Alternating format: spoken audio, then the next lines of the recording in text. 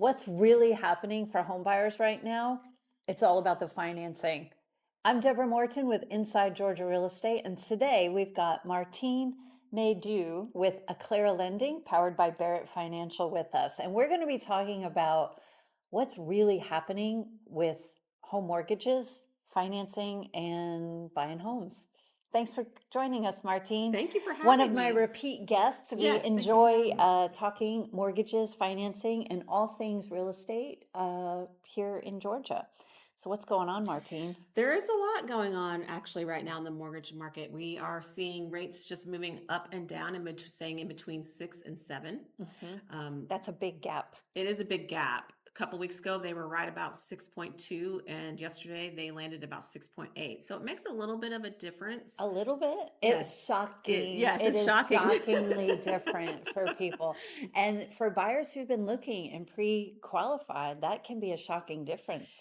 It can be a shocking difference because, as you know, when you pre-qualify, you don't lock your rate in. Mhm. So by the time you go under contract in your purchase agreement, that's when you talk about locking in your rate. So Let's if talk about that. Let's okay, let's break down rate locks because sure. I think there's a misconception when people are shopping online. They're doing what I'm seeing is people are going online, doing their homework, their research, maybe not talking to a lender through all the things, and maybe not necessarily comparing apples to apples. So let's start with what's the process. You're thinking about buying a home. They start looking online. When do they contact you? So I would love for them to contact me up front Mhm, because that way you know your budget, mhm. you know how much home you can afford, plus you know what that monthly payment's going to look like. It's not just about rate, But more how would you know what your monthly payment's gonna be if you're not locked in? right. So we have a good, that's true, but we have a good estimate because a lot of times when you get online, they're Mhm, showing you rates under 6. mhm. I That have seen that, right. and it is shockingly different, and I think contributing to the number of contract terminations we're seeing this year in 2026, 1 in 3 is terminating, not necessarily for financing, for a lot of different reasons, but I think the gap between what people think they can afford and what the actual numbers end up being, we're gonna break down today, we are gonna break down this gap and what's happening. Absolutely, because what you think you can afford Mhm. and what you actually can makes a huge difference. Especially if you have in your mind, let's say you want to be able to make a monthly payment of 2,500. How do you get there? With rate, down payment, the cost of the house. So that's where when they start calling And me, I'm gonna add homeowners insurance, right? taxes, and HOA fees. Right. So that's a great point because in your monthly payment, you're paying your taxes and your homeowner's insurance. You're not paying your HOA fee in your monthly payment, but when you get your mortgage, we have to make sure that you can afford to pay your HOA along with the mortgage payment. So when we're going through the paperwork, it looks like we're including it, but actually we're not. We're just making sure the affordability is Okay. there. All right, when we come back, we are going to talk about rate locks and how you can be certain when to lock your rate and what does that mean for your process. Okay, we're back and we're with Martine Nedou with Acclara Lending, powered by Barrett Financial. I'm Deborah Morton with Inside Georgia Real Estate, talking about all things real estate related. Uh, we're talking about rate locks. Uh, our agents with the Agency Atlanta are working with buyers and shopping for homes and helping people navigate the affordability issues at every price point. There's not a price point that's not impacted by affordability issues and the cost of financing. So, what we're talking about today is the difference between when you shop for a loan and you estimate what your budget will be, your monthly budget, and then what the reality is after a rate lock. Rate locks happen when? Rate locks happen when you go under contract, Mhm. and normally when you're about 30 days from closing. We can go out 45 or 60 days, but it costs you money. Right. And the further you go out, the more money it costs you, and you actually have some time. So I suggest that you lock your rate in within that 30-day window because that's going to be the most affordable for you, and it's going to give us the most accurate picture of what the rate's going to look like. What happens when a rate lock happens? That's like, I am, this is what I'm gonna Right. do. So when we lock the rate in, we know that you're going to have that rate in your mortgage unless rates were to fall drastically, which that isn't going to happen anytime soon, I wouldn't think. So we're comfortable with the rate lock, but it's protecting the buyer. It's protecting you against if the rates go up higher, you're locked in this great rate, which you may not think is great today, but when the rates start to move, you're going to be glad you locked that rate Well, in. like we just talked about, if rates were 6.3 2 weeks ago and yesterday they were almost 6.8, and clients have a closing date in less than 30 days, should they lock at 6.8? And what are their options if they do? That's a great question. And so, like I said, it's a risk either way. You're Mhm. protecting from the high side, but you're on the base of the low side. Mm. And I like to think that I tell people we're locking your rate in. If rates were to move, the great thing about working with me is I'm a broker. So if rates were to move drastically and we couldn't get you out of your rate lock on the fly, 2 weeks, 3 weeks, we could switch wholesale lenders and then lock in that lower rate for you. That's a good option to know about. Yes, it's a Yeah, good option because not everybody has that capability. right. And especially when you get close to closing, we need to make sure that if we needed to switch wholesale lenders at the last minute, we could. So what I'm seeing right now in this more volatile market that we have in 2026 is um, people's nerves are high, their emotions are high, and they are all over the place. Shopping, getting feedback from people. You should try here. You should try here, and I don't know that that is helping them. There's a lot of back and forth, and they're spending an enormous amount of time. They have jobs to do, like they're under contract. We're doing inspections, we need to get appraisals, we need to adhere to contingency periods that we've built into the contract. And this volatility is creating an enormous amount of emotional highs and lows for people. Well, and that is true. And one thing I would like to remind buyers is when you go under contract, the clock starts ticking. So when you take the time to continue to shop and you don't pick a lender, you're wasting your contingency period. Mhm. And that sometimes delays the closing. Well, let's talk about, yeah, like how that impacts people. I think a lot of buyers are aware because their agent has told them we have a contingency period, but maybe they're unaware of the number of things that are happening behind the scenes during that contingency period. Um, and they're shopping, and they are getting hit with ads and opportunities, Yes, yes. and it's a lot for people. It is a lot for people. So I have a buyer that is 45 days out right now. And I suggested that they do not lock at 45. Let's wait till 30. But the good thing about what we did is they went ahead and signed their initial disclosures. That will keep the ball rolling and keep the clock moving towards the closing table. So we're sending them to underwriting. We're ordering the appraisal. We're making sure all their paperwork is staying on point while the rate is not locked in. All right. We come back, we're going to pivot a little bit about our mortgage conversation from rate locks to seller concessions and how to use them. All right. All right, we're back and we've been covering rate locks and mortgage financing in 2026 and some of the challenges for home buyers. I'm Deborah Morton with Inside Georgia Real Estate. And today we have Martine Nedou with Acclara Lending, powered by Barrett Financial. Um, so we talked about rate locks. Let's talk about and the pain and the challenge of rate locks. Once you're locked, you're locked. That's your loan rate that it's going to be. The shopping ends. Sticking within our contingency periods matters. It's huge. Your agent, for those who are following that are not agents, understand that when your real estate professional writes a contract, there are terms in the contract that the agent has determined that the lender has to adhere to. That would be your financing contingency and your appraisal contingency. These are deadlines built in from your binding agreement date to closing dates. You have to hit the deadlines for these contingency periods or your earnest money is at risk. It's your agent's job to do that, but the lender Right. is in control of what's happening behind Behind the the scenes. scenes. And we need to talk about that. But first, let's talk about seller concessions. Your real estate professional is trying to position the buyer for the most advantageous terms, right? Absolutely. And in the market we're in, rate buydowns are a thing, and they can come from seller concessions. Seller paid concessions looks like here's your offer price. And in addition to that, the seller is going to pay some money toward the buyer's closing costs. And that money can be used towards seller concessions Right. And or so to the rate buy buy down, downs. right? So the one thing I want to remind buyers too is you have down payment money, but you also have to have closing cost money.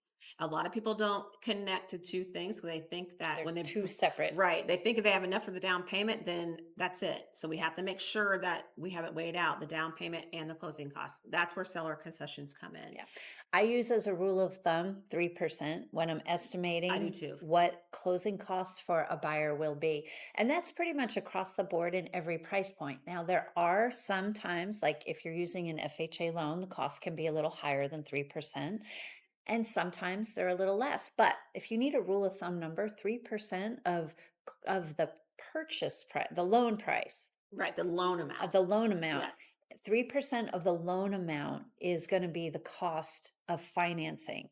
That is Yes. separate from your down payment of anywhere from 3 to 3% Percent to 20. Right. 20% or more.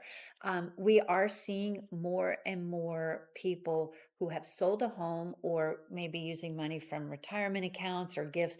They are actually putting down a lot more money in some cases to keep their loan balance lower, right? Yes. Yeah. And we'll come back to that because we can Okay. talk about recast as well, but doing that. But let's go back to the seller concessions and the buy down. Yeah. My rule of thumb with the buy down is let's figure out if it's worth it. Where are you going to break even? If the buy down costs you $5,000, how long is it going to take you to break even on that money so it's not wasted? Because most people only stay in their loan 3 years. And in the market we're in, people are anticipating refinancing Right. as soon as rates drop. That's exactly right. Now, the caveat with seller concessions is they cannot be more than what the actual fees are. So if they contribute more than the fees, then we need to figure out where Wait. If the seller contributes more than, the fees of the cost of the closing costs, right. where else can we put that money?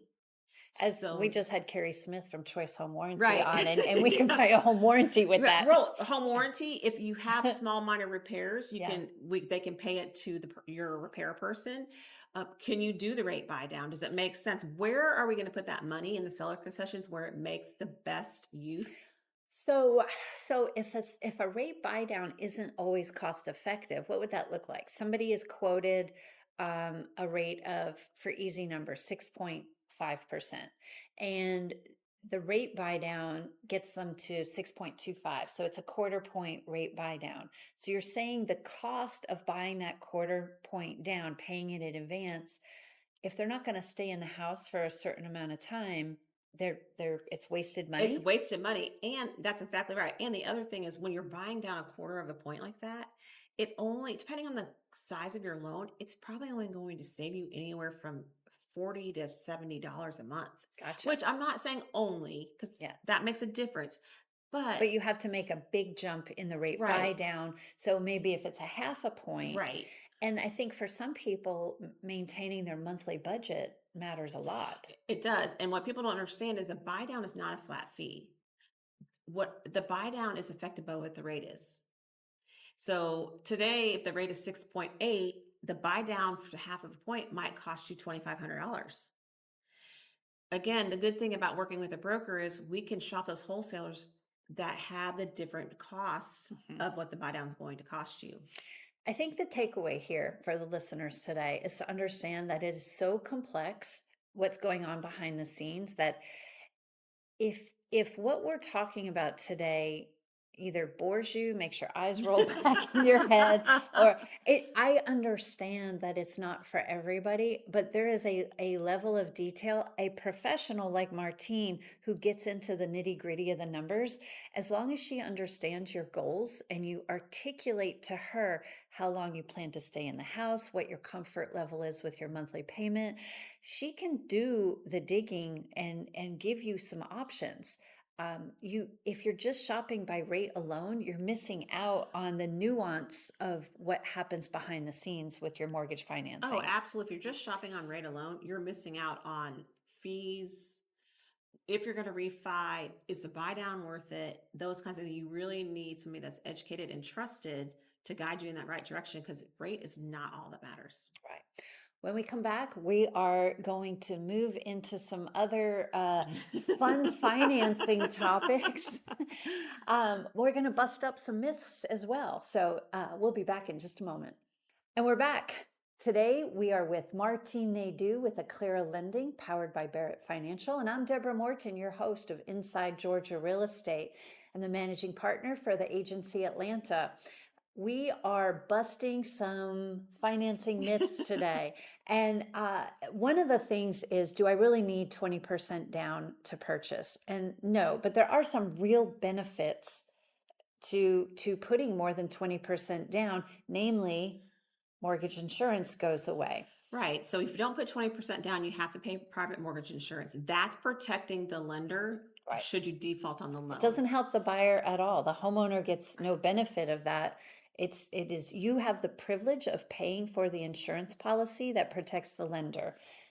Except if you put down more than 20%, that's eliminated. It is eliminated, and it can make a difference in your payment depending on the price point. Again, Yeah, but to the hundreds of dollars a month. right, it could be anywhere. I'm closing a loan soon that the private mortgage insurance is $50 a month added on. That's a lower loan. That's a lower loan. That when you go up, it's going to factor in Right. a certain percentage. And with the the average price point across metropolitan Atlanta at $447 right now, private mortgage insurance will be a hefty amount on probably in the over $100. Mm-hmm. So let's talk about, not everybody has the cash to put down 20%, and that's okay. You can still buy, but what we're seeing in this challenging market, we are seeing some nice creative solutions, and that includes gifts from family towards your down payment, borrowing from retirement accounts and investment accounts. Let's talk about gifts. What qualifies as a gift? So qualified as a gift is, let's just say your parents or your grandparents want to contribute to your down payment. The best thing that they can do is they can pay the closing attorney right before closing, instead of moving the money from their account to your account, because that takes paperwork and often causes confusion. But if your parents or your grandparents or any family member or even a friend. Is there a limit to how much a family member could gift a buyer? There's not necessarily a limit to it. There are some rules around it. So I've heard the word seasoned. The gift funds have to be seasoned. Yes. We What does that mean? So that means there needs to be a paper trail. I'm seasoned. Right. I feel seasoned. That means I can't go to the bank and take $50,000 out of my safe deposit box and then pay the closing attorney. You can't take the money you can't give the closing attorney cash. We need to see the money sitting in some type of an account. Your 401k, your equity from their home. I have somebody right now that has an asset-based loan, and that's how they're gifting to their children the 20%. Right. So interesting that way. I think a lot of people, there's a misconception that if they pull funds out of a retirement account, the taxes will be astronomical and it wouldn't be worth it. Is that true? That is not true in some cases. It just depends on how much money you move and what you're actually doing with it. Yeah. Because if it's your money and you're buying your home, it's less of a tax break. Right. So if a parent, though, has money sitting in entire investment accounts and then they gift the money, there could be some tax implications. There could be some tax implications there. Yeah, I would always make sure you ask a tax professional. So neither of us are tax professionals, I always and we do not give tax advice. Right. However, in the a challenging affordability issue, the issues that we're seeing for buyers, if we can find solutions, and it's not that we want to, involve parents in an adult child's situation.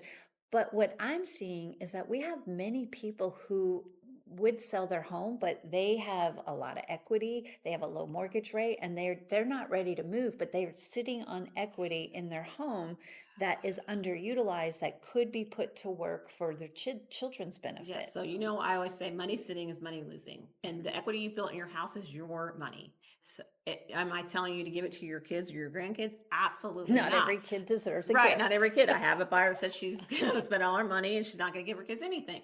And hey, more power to her, right? She worked hard for it.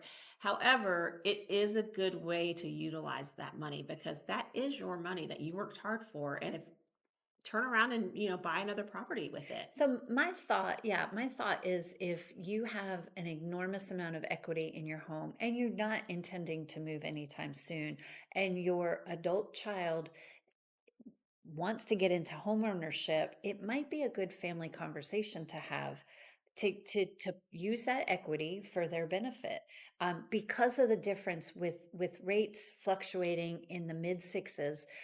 That additional money toward your child's down payment could really be the difference between them continuing in a rental cycle or becoming a homeowner. Well, right. And it's helping your children start their generational wealth along with yours because there's legal ways to do that. Put it in a trust, those kinds of things. Again, you need to ask legal advice on that. So if there's ways to be creative, staying on the up and up, but also getting your children into home ownership. Yes.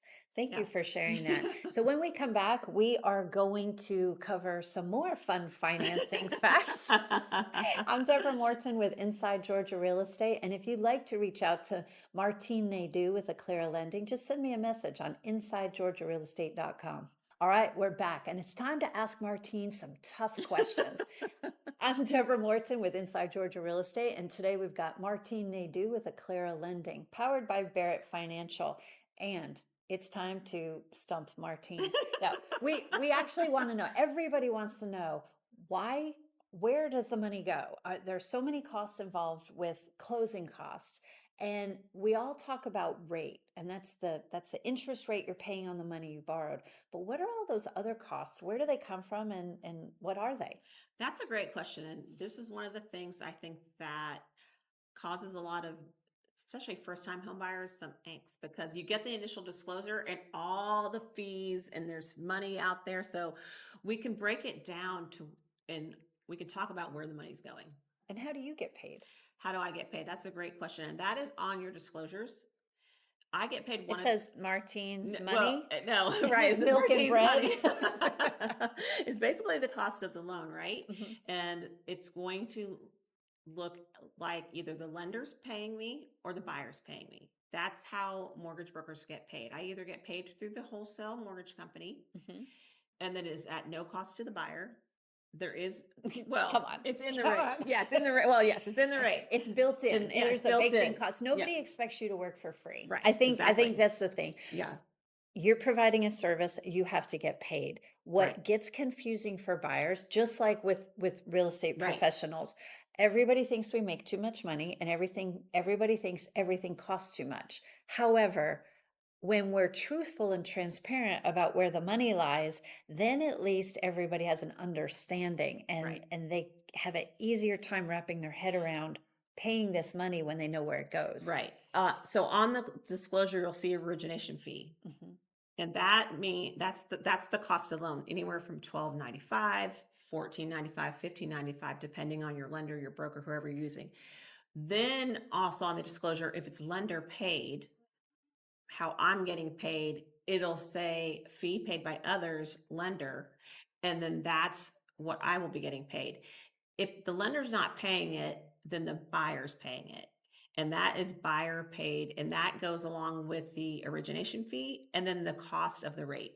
So it's either the buyer's paying or the lender's paying. I will tell you though, it's normally a lower rate when the buyer's paying for it. So let's look at it this way. If you are strapped for cash, you want to go into a lender paid loan. If you have plenty of cash to bring to the closing table, it probably would benefit you more to pay. I get it. If Yeah, it's lender paid, it's rolled into the loan. right. If it's buyer paid, it becomes part of the closing cost, which is Yes, paid at closing and yes. requires cash. And it usually is a lower rate, Yeah. and usually by a lot. Yeah. And so that And makes these are some of the things you're shopping when you're shopping yes. brokers. This Uh, is good. yeah, there's some of the things I'm shopping because I need to know if you can bring the cash. What's more important to you, the rate or your closing cost? Hmm. What are some of the other? I know there's an appraisal fee. There is an appraisal fee. Normally, it's around in Georgia around 650. Mhm. Just so for the listeners who maybe don't realize this, the appraisal is required by the lender to guarantee that the value of the loan is worth it. And for that, you get the privilege of paying for it. That's exactly right. And then people get often confuse that with an inspection fee too. The inspection is for the buyer. The appraisal is for the lender. Right. And so you pay that. There are a lot of fees on there that I can't control and the buyer can't control. The attorney costs. Mhm. But, well, I'll say your agent has the opportunity to help shop with attorneys. Now, Yes. in the Atlanta marketplace, we seem to have two sets of attorneys, and it really does matter. We will in another segment talk with an attorney to break down the differences. But I'm going to recommend that in Atlanta real estate, Georgia real estate, we do close with attorneys, and you don't want to cheap out on the attorney you're using for a whole slew of other reasons. Right. No, So, I would agree but with there are that. variances in the costs of the attorney. But Uh, that's true. You don't, yeah, right. And so along with the attorney fees, which I do not control, right. the attorney controls them. Or Yeah. title insurance. Right, title insurance. So there's two title insurance on your disclosure. One is protecting the lender. The other is titled optional, and that is for the home buyer. And what that does is that protects you for if somebody came back and said, "Hey, Deborah, I know that you bought this home 3 years ago, but my great great grandmother actually owned this property, and they just now found that I'm the descendant, so this is legally my property." So that's what the optional insurance, what you're That paying would for. be owners, homeowners Yes, title insurance, yes, lender's title insurance, is not optional, and it's set by the lender. and it protects the lender. It protects the And lender for from the that exact thing. privilege Yeah. of having that insurance, you get to pay Yes. for it. The other thing that's on your disclosures that you're paying for on the loan is your taxes and insurance. Mhm. You, especially if you're escrowing. So there are huge variances in taxes based on what Oof, county and yeah. city you live in. There are many places around Metro Atlanta that you pay both county and city taxes. You If have, you're in an unincorporated yes, county, it will be less, but depending on which county you're in, that millage rate that none of us have any control over what that tax right. is. That's what I was going to say. We can't control the taxes. We can control the homeowner's insurance. You get the privilege to shop homeowner's insurance and pick a price point that's comfortable for you And the coverage. and the coverage as well. HOA fees are in there. If you are buying a condo, the condo review is huge. And that fee is included in there. And normally you have to pay an initiation fee for the condo and for the HOA. So that also ups your closing cost a little bit, and it does make a difference. Oh, it's a pity. That's my little joke. Yes, it's a pity. All right. Yeah. Principal. Let's say principal, interest, taxes, taxes, and insurance, and we're going to add homeowners association fees on top of that. Yes. Principal and interest, when you're shopping online, that's all you're being quoted. Taxes and insurance have really added to the affordability conversation Yes. in 2026. And one more thing I want to mention on the closing disclosure or initial disclosures. When you close, what day you close in the month matters. Yes. If you're strapped for cash, you want to close probably towards the end of the month. And that is because of prepaids. That's because prepaid. Somebody has to pay the taxes and insurance on that property while it's being negotiated or while it's switching ownership, actually. That is one of the things that your real estate professional can do for you is understanding. Now, to be clear, the realtor does not have insight into personal information, credit scores, cash in the bank. We see none of that, and we like it that way. That is, Right. we hold two different licenses. Yes. Martine's license for mortgage Yes. is different than my real estate salesperson And I do license. not give real estate advice. And I do not give mortgage advice. So, but it's important for people to understand that your conversations with your lender are private, but they should be in depth, because if she has a clear understanding of what your goals and needs are, she can help with all the nuance to get you there. Your agent will hear from your lender once you've selected Martine as your lender. She will tell me, hey, push that closing back to, as you're shopping, she'll understand where your cash reserves are, how much we should be asking for in seller concessions to closing costs. Closing date does matter for cash to close. And that, knowing that in advance, will help me negotiate on your behalf in advance. Oh, So absolutely. we can put a package, your lender and your agent should be working together to bring you the most affordable package there is. I was just about to say that that partnership is so important because it's only benefiting the home buyer. And that's sadly where in today's market, where I'm seeing we're losing some of those relationship dynamics because the cost of borrowing money is high. I see buyers all over the board on their lending situation. But when I have a lender that I can work with all the way through the process, we can bring the best package together. And there are many options in how we go about it. Absolutely. And we were just working on a home purchase that if we hadn't communicated clearly and trusted each other, Oh, we would have both lost the deal because we really didn't know what to do. And we really had to you communicated clearly. I communicated clearly. I raised my hand, to get a little bit of help. We involved the attorney because we had to get this deal closed for this home buyer. And it just was something that came out of the blue. yeah. So there are things that pop up that we don't have control over, and we don't actually find out about until Oof, the yeah. contract is Yeah. executed, inspections are complete, people are hiring movers, and all of a sudden, issue comes up with deed.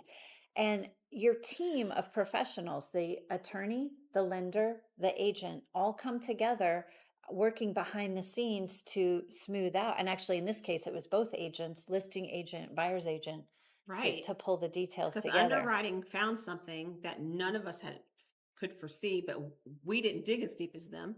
That's why they're called Right. underwriters. They Yes. go Yes, they under the do. details. And we had to find a solution, Mhm. and that's what we did. Successfully. Yes. So congratulations. All right. So if someone has questions about financing and mortgages and want to understand more about the nuance of putting all the details together, how would one reach you, Martine? You can reach me at Martine at barrettfinancial.com. They can go through Inside Georgia Real Estate and message you, and That's then right. you can provide the information.